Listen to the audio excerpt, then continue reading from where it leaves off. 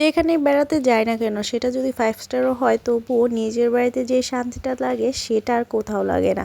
এখন শ্বশুরবাড়ি কিন্তু নিজের বাড়ি। এরপর 2-1 বছর লাগবে মানিয়ে নিতে, কিন্তু যখন একবার আপনি মানিয়ে নিবেন আর এই ফ্যামিলিটাকে, এই পরিবারটাকে, শ্বশুরবাড়িটাকে ভালোবাসতে শুরু করবেন, তখন আপনি বাবার বাড়ি আর শ্বশুরবাড়ির মধ্যে কোনো তফাতই খুঁজে পাবেন না। এই তো অনেক দূর থেকে বিয়ে শাদী খেয়ে আসলাম কালকেই, তো আজকে একটু দেরিতেই ঘুম থেকে উঠেছি। আজকে আমার বড় জায়ের রান্না ছিল, তো আমি এসে ডিমটা পোচ করে নাস্তা রেডি করে নিলাম। আজকে উঠতে উঠতে প্রায় 12:30 বেজে গেছে। ঘুম থেকে উঠে আমি আমার বাবুকে নিয়ে নিচে চলে এসেছি। তো সে এখানে বায়না করেছিল নিজের হাতে খাবে, তো ওর জন্য ডিম পোচ করেছি, ওকে খাইয়ে দিব।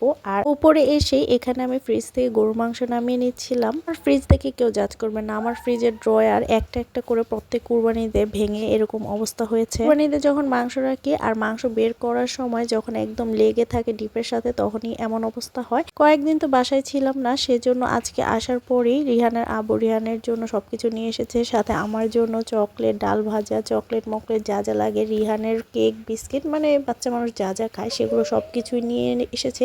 কারণ বাসায় এসেই তেমন কিছুই ছিল না, তো আজকে সবকিছু নিয়ে এসেছে। এই যে বললাম না, সকালবেলা শান্তিতে ঘুমটা দিয়েই উঠে চলে গিয়েছিলাম নাস্তা করার জন্য। আর আলহামদুলিল্লাহ আমাদের নাস্তা তো রেডিই থাকে যেদিন যার রান্না না থাকে। তো এসে আমি ঘরটা গুছিয়ে নিলাম। আর বাড়িতে এসে তেমন কোনো কাজও করতে হয়নি, আমি খালাকে বলে গিয়েছিলাম, তো খালাই সব কাজ টাজ করে দিয়েছে। তারপর খালারা যতই কাজ করুক নিজেদেরও কিন্তু টুকিটাকি কাজ থাকে।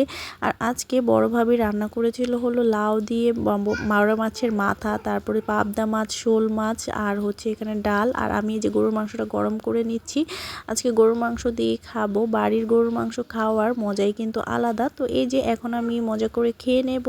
আর খেয়ে চলে আসলাম ছাদে কিন্তু এই যে আমাদের ডালিম গাছ হয়েছে, আর ছাদে আমাদের অনেক অনেক গাছ রয়েছে। এই বেশিরভাগ গাছই কিন্তু আমার সেজোজাল লাগিয়েছে, মানে সুমাভি লাগিয়েছে। আর এই যে বেড়াতে গিয়েছিলাম সেখানে গিয়ে যা যা পড়েছি, শাড়ি টাড়ি, আজকে সবকিছু রোদে দিয়েছি, কারণ এগুলো তো আবার সবকিছু গুছিয়ে গুছিয়ে রাখতে হবে। আবার অনেক দিন পরে দেখা যাক কার বিয়ে খাওয়া হয়, তো আজকে সব কাপড় চোপড় রোদ দিয়ে রেখেছিলাম।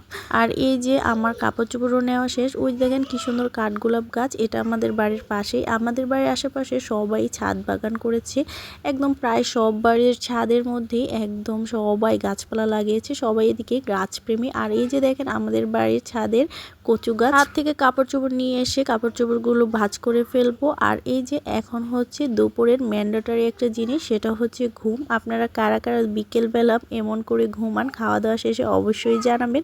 তো আমার আজকের ভিডিও এই পর্যন্তই। সবাই সুস্থ থাকবেন, ভালো থাকবেন, আল্লাহ হাফিজ।